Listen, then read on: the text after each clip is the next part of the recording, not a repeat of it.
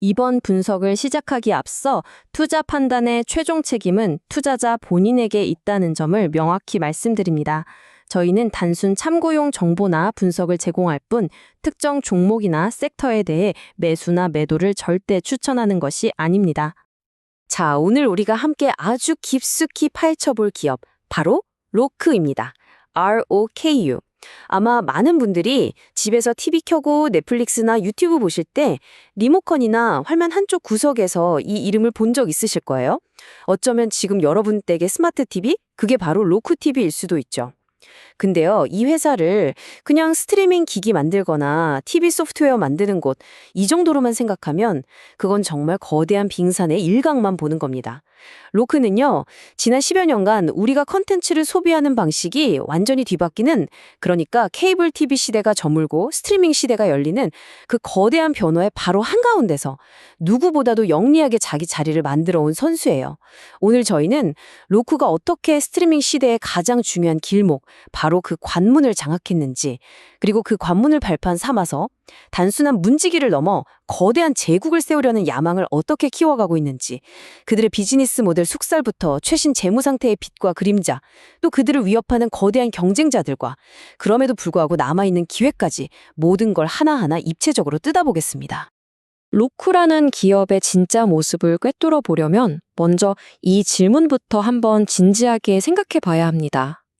여러분이 소파에 편안하게 앉아서 넷플릭스 최신 시리즈를 보고 있을 때 과연 누가 진짜 돈을 벌고 있을까요?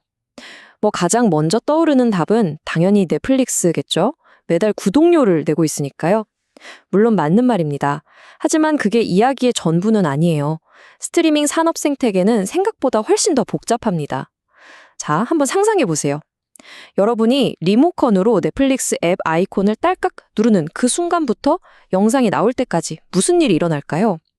일단 여러분 TV 화면에 넷플릭스 앱을 포함한 수많은 앱들을 쫙 보여주는 운영체제, 즉 플랫폼이 있어야 하잖아요? 그리고 그 플랫폼은 광고를 보여주기도 하고 여러분이 어떤 서비스에 가입할 때 수수료를 받기도 합니다. 또 여러분이 뭘 보는지 데이터를 모아서 더 비싼 광고 상품을 만들 수도 있고요. 바로 여기서 스트리밍 산업에 보이지 않는 권력 구조가 드러나는 겁니다. 좋은 콘텐츠를 만드는 회사도 중요하지만 그 모든 콘텐츠로 통하는 길목, 바로 그 관문을 장악한 플랫폼 회사는 정말 엄청난 힘을 갖게 되는 거죠. 마치 수많은 상점들이 입점해 있는 거대한 쇼핑몰이 각 상점들한테서 임대료랑 수수료를 받는 것과 똑같아요.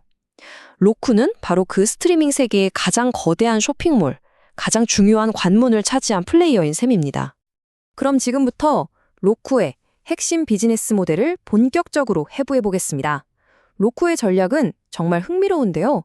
마치 두 개의 얼굴을 가진 것처럼 완전히 다른 성격의 두 사업이 하나의 목표를 위해서 아주 절묘하게 맞물려 돌아가고 있어요.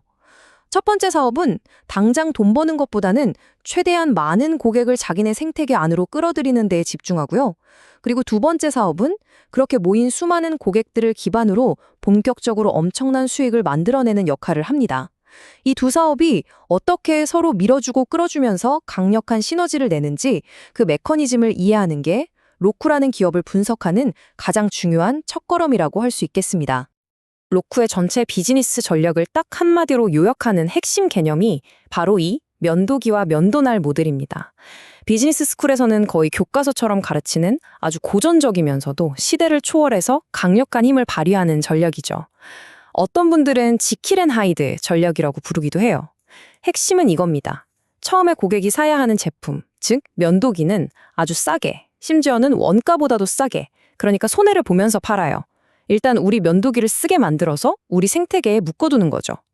그런 다음에 그 면도기를 쓰려면 계속 써야만 하는 소모품, 바로 면도날을 팔면서 높은 마진을 남겨서 초기 손실도 메꾸고 그 이상의 이익을 내는 방식입니다. 이거 우리 주변에 아주 흔해요. 질레트가 면도기 손잡이는 거의 공짜로 주고 비싼 면도날을 팔아서 거부가 됐고, HP나 앱손 같은 회사들은 프린터는 싸게 팔지만 정품 잉크는 비싸게 팔잖아요. 소니 플레이스테이션이나 마이크로소프트 엑스박스 같은 게임기도 마찬가지예요. 기계 자체는 손해보고 팔더라도 유저들이 계속 게임을 사면서 훨씬 더 큰 돈을 벌어다 주죠.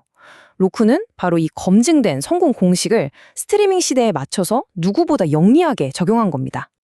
자, 이걸 보시면 로쿠의 면도기와 면도날이 뭔지 명확하게 보입니다. 한쪽에는 플레이어 사업부, 이게 바로 로쿠의 면도기입니다. 우리가 아는 그 손가락만한 로쿠 스트리밍 스틱이나 TV 옆에 두는 작은 박스, 혹은 TCL, 하이센스 같은 TV에 아예 내장돼서 나오는 로쿠 운영체제 같은 하드웨어와 소프트웨어가 다 여기에 속해요. 로크는 이 플레이어를 거의 원가에, 때로는 손해까지 보면서 엄청나게 공격적으로 풉니다. 왜냐하면 이게 바로 고객의 거실로 들어갈 수 있는 입장권이자 고객을 로크 생태계 안에 묶어두는 첫 단추거든요. 그리고 반대편에는 플랫폼 사업부, 즉 진짜 돈을 버는 면도날이 있습니다. 일단 고객이 로크 플레이어를 통해 그들의 생태계 안으로 들어오는 순간 그때부터 본격적으로 돈 버는 마법이 시작되는 거죠. TV를 켤 때마다 보는 홈 화면 광고, 로크가 직접 운영하는 로크 채널의 광고 수익, 넷플릭스나 디즈니 플러스 같은 다른 서비스로부터 받는 구독 수수료, 이런 아주 높은 마진을 남기는 황금알을 낳는 사업들이 바로 이 플랫폼 부문에 다 모여 있습니다. 다시 한번 강조하지만 손해를 보더라도 일단 우리 집안으로 고객을 들이고 그 안에서 훨씬 더 큰 돈을 버는 구조, 이게 바로 로크 비즈니스의 핵심입니다. 그리고 바로 이 도넛 차트가 로크의 면도기와 면도날 전략이 얼마나 눈부시게 성공하고 있는지를 그 어떤 말보다도 확실하게 보여줍니다. 정말 놀라운 숫자예요. 로크 전체 매출의 무려 86%가 수익성 높은 플랫폼 부문에서 나옵니다. 반면에 고객을 끌어모으는 미끼 역할을 하는 플레이어 부문 매출 비중은 고작 14%밖에 안 돼요. 이 차트는 단순히 매출 비중이 이렇다는 사실을 넘어서 로크라는 회사의 정체성이 뭔지, 무게중심이 어디에 있는지를 명확하게 선언하는 것과 같아요. 즉, 로크는 더 이상 하드웨어 회사가 아니라는 겁니다. 하드웨어라는 수단을 이용해서 사용자를 모으고 그 사용자들에게 서비스와 광고를 팔아서 돈을 버는 본질적인 플랫폼 회사인 거죠. 그렇기 때문에 월스트리트 투자자들이 로크를 볼 때 이번 분기에 스트리밍 스틱 몇 개 팔았나? 이런 하드웨어 판매량보다는 활성 계정이 몇 개나 늘었는지, 그리고 사용자 한 명당 평균 얼마의 수익을 올리고 있는지 ARPU를 훨씬 더 중요하게 보는 겁니다. 이 두 가지 지표가 바로 로크 플랫폼의 성장성과 수익성을 재는 핵심 잣대니까요. 그렇다면 전체 매출의 86%를 차지하는 그 막강한 플랫폼은 구체적으로 어떻게 돈을 버는 걸까요? 여기 보시는 것처럼 로쿠의 플랫폼 수익원은 크게 세 가지 강력한 기둥으로 이루어져 있습니다. 첫 번째이자 가장 중요한 기둥은 바로 광고입니다. 로쿠는 사용자가 TV를 켜면 가장 먼저 보는 홈 화면에 광고를 넣을 수 있고 또 직접 운영하는 로쿠 채널에 수많은 광고를 내보내요. 특히 요즘 스트리밍 업계의 최대 화두인 패스트, 즉 광고 기반 무료 스트리밍 시장에서 로쿠 채널은 선두주자 중 하나입니다. 사용자들은 공짜로 영화나 드라마를 보는 대신 광고를 보고 로쿠는 이걸로 엄청난 광고 수익을 올리는 거죠. 두 번째 수익원은 컨텐츠 배급 및 구독 수수료입니다. 이건 일종의 통행세나 자릿세 같은 거예요. 여러분이 로쿠 플랫폼을 통해서 넷플릭스나 디즈니 플러스 같은 서비스에 새로 가입하면 로쿠가 그 구독료의 일부를 수수료로 가져갑니다. 수많은 스트리밍 서비스들한테 로쿠는 수천만 명의 고객을 만날 수 있는 가장 중요한 관문이니까 그 관문을 통과하는 대가를 내는 셈이죠. 마지막 세 번째 수익원은 바로 데이터입니다. 로쿠는 자동 컨텐츠 인식 ACR이라는 기술을 통해 사용자들이 뭘 보는지에 대한 방대한 데이터를 수집하고 분석해요. 그리고 이 귀중한 데이터를 익명으로 가공해서 광고주들이 훨씬 더 정교한 타겟 광고를 할 수 있도록 돕고 여기서 또 다른 수익을 만들어냅니다. 이 세 가지 수익원이 맞물려 돌아가면서 로크라는 강력한 플랫폼 제국을 떠받치고 있는 겁니다. 그렇다면 로쿠의 면도기 전략, 그러니까 하드웨어를 싸게 풀어서 최대한 많은 사용자를 모으겠다는 전략은 과연 얼마나 성공했을까요? 이 슬라이드에 있는 단 하나의 숫자가 그 답을 명확하게 보여줍니다. 50%. 미국 내 스마트 TV 운영체제 시장에서 로쿠가 차지하는 점유율이 약 50%에 달합니다. 이거 정말 어마어마한 수치입니다. 쉽게 말해서 지금 미국에서 팔리는 스마트 TV 2대 중 1대에는 로쿠의 운영체제가 깔려 있다는 뜻이에요. 이런 압도적인 시장 지배력은 그 자체로 강력한 경쟁 우위를 만들어냅니다. 바로 네트워크 효과라는 거죠. 로쿠 사용자가 많아지니까 넷플릭스나 디즈니 플러스 같은 컨텐츠 회사들은 좋든 싫든 로쿠에 자기네 앱을 꼭 내야만 합니다. 그러면 로쿠 플랫폼에서 볼 수 있는 컨텐츠가 더 많아지고 이건 다시 더 많은 소비자들이 로쿠 TV를 사게 만드는 강력한 이유가 되죠. 이런 선순환 구조가 한번 만들어지고 나면 다른 경쟁자들이 비집고 들어오기가 정말 어려워져요. 스마트폰 시장을 애플의 iOS와 구글의 안드로이드가 양분하고 있는 것처럼 로쿠는 TV 운영체제 시장에서 바로 그런 독과점적인 지위를 만들어낸 겁니다. 그리고 이 단단한 기반이 있기에 앞에서 길게 설명했던 플랫폼 사업이 그토록 막강한 힘을 발휘할 수 있는 거고요. 자, 지금까지 이 로쿠의 아주 영리하고 강력한 비즈니스 모델에 대해 살펴봤습니다. 이론적으로는 정말 흠잡을 데가 없어 보이죠. 그렇다면 이제 현실 세계의 숫자를 들여다볼 차례입니다. 로쿠의 가장 최근 재무 성적표를 분석하면서 이 숫자들 속에 어떻게 투자자들에게 큰 희망과 동시에 깊은 불안감을 안겨주는 아주 혼란스러운 그림이 그려지고 있는지 면밀히 한번 살펴보겠습니다. 아무리 훌륭한 비즈니스 모델도 결국 숫자로 증명되어야 하니까요. 로쿠의 실적 발표 속에 숨겨진 미묘한 신호들을 포착하고 그 의미를 해석하는 것이 지금 로쿠를 이해하는 데 아주 중요합니다. 우선 아주 좋은 소식부터 시작하죠. 2025년 3분기 로쿠는 시장의 예상을 뛰어넘는 훌륭한 실적을 발표했습니다. 분기 매출이 12억 1,100만 달러를 기록했는데 이게 전년 같은 기간과 비교했을 때 무려 14%나 성장한 수치예요. 요즘처럼 경제 불확실성이 크고 많은 기업들이 성장에 어려움을 겪는 상황에서 두 자릿수 성장을 했다는 건 정말 대단한 일입니다. 특히 로쿠 매출의 핵심인 광고 시장이 경기 침체 때문에 위축될 수 있다는 걱정이 많았는데도 불구하고 이렇게 탄탄한 성장을 이뤄냈다는 건 로쿠 플랫폼의 저력을 보여주는 긍정적인 신호라고 볼 수 있겠죠.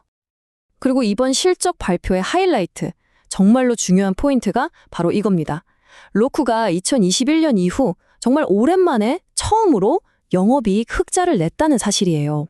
그동안 로쿠는 시장 점유율 확대를 최우선으로 삼고 엄청난 돈을 연구 개발과 마케팅에 쏟아부으면서 계속 적자를 냈었거든요. 일종의 성장을 위한 계획된 적자였죠. 그런데 최근 경영진이 수익성 개선을 최우선으로 삼겠다고 선언한 이후 공격적인 비용 절감과 플랫폼 부문의 꾸준한 수익성 개선이 맞물리면서 드디어 길고 길었던 적자의 터널을 벗어나 흑자 전환에 성공한 겁니다. 이건 로쿠가 단순히 덩치만 키우는 회사가 아니라 이제는 스스로의 힘으로 진짜 이익을 만들어낼 수 있는 재무적으로 한 단계 성숙한 회사로 변모하고 있다는 아주 강력한 증거입니다. 투자자들에게 했던 수익성 개선 약속이 그냥 말로만 끝난 게 아니라는 걸 보여준 중요한 이정표라고 할 수 있습니다. 바로 여기서부터 이야기가 아주 흥미롭고 좀 역설적인 방향으로 흘러갑니다. 상식적으로 한번 생각해 보세요. 시장 예상치를 훌쩍 뛰어넘는 매출 성장, 그리고 몇 년 만에 드디어 달성한 감격적인 흑자 전환. 이보다 더 좋은 소식이 있을까요? 당연히 다음날 주가는 폭등하면서 축포를 터뜨려야 마땅하잖아요. 그런데 현실은 정확히 정반대였습니다. 이 모든 눈부신 호재에도 불구하고 시장은 로쿠에게 지극히 차가운, 아니 오히려 비관적인 반응을 보였어요. 도대체 왜 그랬을까요? 똑똑한 월스트리트의 투자자들은 이 화려한 실적 발표 이면에 숨겨진 어떤 그림자를 보고 깊은 불안감을 느꼈던 걸까요? 이 슬라이드에 나와 있는 마이너스 5%라는 숫자가 바로 시장의 그 깊은 불안감을 명확하게 보여줍니다. 실적 발표 직후에 시간의 거래에서 로쿠의 주가가 5% 이상 하락했어요. 이건 노련한 투자자들이 로쿠의 미래에 대해 단순한 걱정을 넘어서 심각한 의심을 품고 있다는 강력한 신호입니다. 그들은 단순히 이번 분기 실적이라는 눈앞의 나무만 보는 게 아니라 로쿠를 둘러싼 거대한 경쟁 환경과 산업의 구조적 변화란 숲 전체를 보고 있는 거죠. 그들이 본 그 불안의 정체는 과연 무엇이었을까요? 이제 그 답을 한번 찾아가 보겠습니다. 시장의 그 깊은 불안감을 제대로 이해하려면 우리는 이제 시선을 로쿠가 매일같이 생존을 위해 싸우고 있는 치열하고 무자비한 전쟁터로 옮겨야 합니다. 로쿠는 그냥 평범한 비즈니스 경쟁을 하고 있는 게 아니에요. 지구상에서 가장 돈 많고 기술력 뛰어나고 브랜드 파워가 막강한 거인들을 상대로 미래 거실의 패권을 건 거대한 전쟁을 치르고 있습니다. 이 살벌한 경쟁 구도를 이해하지 못하면 로쿠의 미래를 결코 정확하게 예측할 수 없습니다. 로쿠의 주된 경쟁자들은 바로 이들, 이름만 들어도 무게감이 느껴지는 기술업계 거인들, 바로 아마존, 구글, 그리고 애플입니다. 아마존은 파이어 TV로, 구글은 구글 TV와 안드로이드 TV로, 그리고 애플은 애플 TV를 통해서 모두 스트리밍으로 통하는 관문을 장악하려고 천문학적인 돈을 쏟아붓고 있어요. 이 회사들은 각각 로쿠가 갖지 못한 막강한 무기들을 가지고 있습니다. 아마존은 세계 최대의 전자상거래 플랫폼을 통해 자기네 파이어 TV 스틱을 손쉽게 팔 수 있고 막강한 클라우드 서비스와 광고 사업부를 가지고 있죠. 구글은 세계 최대 검색 엔진과 유튜브, 그리고 안드로이드라는 모바일 운영체제를 등에 업고 TV 시장을 공략하고 있고요. 애플은 충성도 높은 고객들과 엄청난 현금을 바탕으로 프리미엄 시장을 꽉 잡고 있습니다. 로크는 말 그대로 이 세 명의 골리앗을 상대로 힘겨운 싸움을 벌이고 있는 다윗과 같은 처지인 셈입니다. 그런데 이 무시무시한 기술 거인들과의 싸움만으로도 벅찬데 최근에 전혀 다른 차원의 하지만 어쩌면 더 직접적이고 치명적일 수 있는 강력한 도전자가 나타났습니다. 전략적인 인수를 통해서 경기장에 새롭게 등장했는데 이건 기존의 기술력이나 플랫폼 경쟁과는 결이 다른 유통과 하드웨어가 결합된 새로운 형태의 위협입니다. 그 위협의 정체는 바로 세계 최대 유통기업인 월마트가 스마트 TV 제조사 비지오를 인수한 사건입니다. 이 슬라이드의 문구가 그 위협의 본질을 아주 정확하게 짚어주고 있어요. 월마트의 막강한 오프라인 유통망과 비지오의 상당한 스마트 TV 시장 점유율이 결합되면 로쿠의 기기 보급과 시장 지배력에 직접적인 타격을 줄 수 있다. 한번 구체적으로 상상해 보세요. 지금까지 설명드린 로쿠의 면도기 전략의 핵심이 뭐였죠? 바로 저렴한 하드웨어를 최대한 많은 사람들 집에 들여넣는 것, 즉 보급과 유통이었잖아요.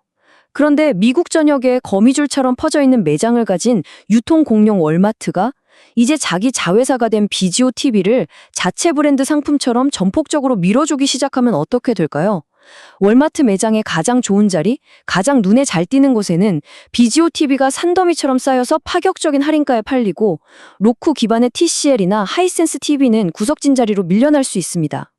이건 로쿠의 사용자 기반을 확대하는 가장 중요한 파이프라인, 즉 면도기 보급 전략의 근간을 뒤흔들 수 있는 아주 심각하고 직접적인 위협이 아닐 수 없습니다. 자, 지금까지의 모든 상황을 종합해 볼 때 우리는 드디어 마지막이자 가장 중요한 궁극적인 질문에 도달하게 됩니다. 로쿠의 미래는 과연 어떤 모습일까요? 수많은 스트리밍 서비스로 들어가는 편리한 관문 역할에 만족하면서 거인들의 눈치를 보는 중간 기착지로 남게 될까요? 아니면 그 모든 경쟁을 이겨내고 모든 컨텐츠와 광고, 데이터가 흐르는 거대한 제국으로 거듭날 수 있을까요? 로쿠의 미래로 가는 길은 여기 보시는 것처럼 마치 아슬아슬한 외줄타기 같아요. 한쪽에는 여전히 엄청난 성장 기회가 있고 다른 한쪽에는 회사의 존립 자체를 위협할 수 있는 심각한 리스크 요인들이 도사리고 있습니다. 기회 쪽을 먼저 보면 북미 시장에서의 압도적인 성공을 발판으로 유럽, 남미, 아시아 같은 더 넓은 글로벌 시장으로 확장할 잠재력이 여전히 크죠.